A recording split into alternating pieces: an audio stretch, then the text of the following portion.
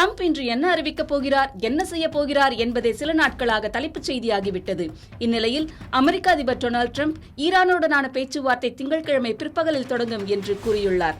மட்டுமல்லாமல் இரண்டாம் உலகப் போருக்கு பிறகு திட்டமிடப்பட்ட மிகப்பெரிய ராணுவ தாக்குதலை தவிர்த்து தூதரக பேச்சுவார்த்தைக்கு முன்னுரிமை அளித்ததாகவும் தெரிவித்தார். ஒப்பந்தம் ஏற்பட்டால் பல உயிர்களை காப்பாற்ற முடியும் என்றும் பேச்சுவார்த்தைக்கு எந்த காலக்கெடுவும் நிர்ணயிக்க விரும்பவில்லை என்றும் அவர் கூறினார்.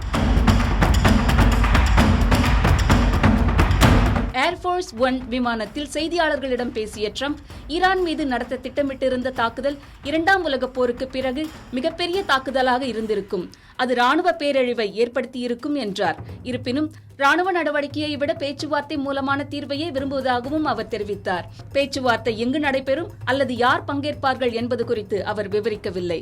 ஒரு ஒப்பந்தம் ஏற்பட்டால் பல உயிர்கள் காப்பாற்றப்படும், மேலும் ஏற்படக்கூடிய மிகப்பெரிய அழிவும் தவிர்க்கப்படும் என்றும் ட்ரம்ப் கூறினார். திட்டமிட்ட தாக்குதலை ஈரான் விரும்பவில்லை என்றும் விரைவில் ஒப்பந்தம் ஏற்படும் என நம்புவதால் சவுதி அரேபியாவும் தூதரக முயற்சிகளை ஆதரிப்பதாகவும் அவர் தெரிவித்தார்.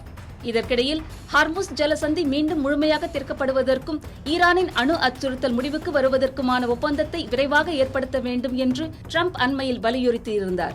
அமெரிக்காவின் நோக்கம் ஈரான் அணு ஆயுதங்களை உருவாக்குவதை தடுப்பதே என்றும் ட்ரம்ப் தொடர்ந்து கூறி வருகிறார்.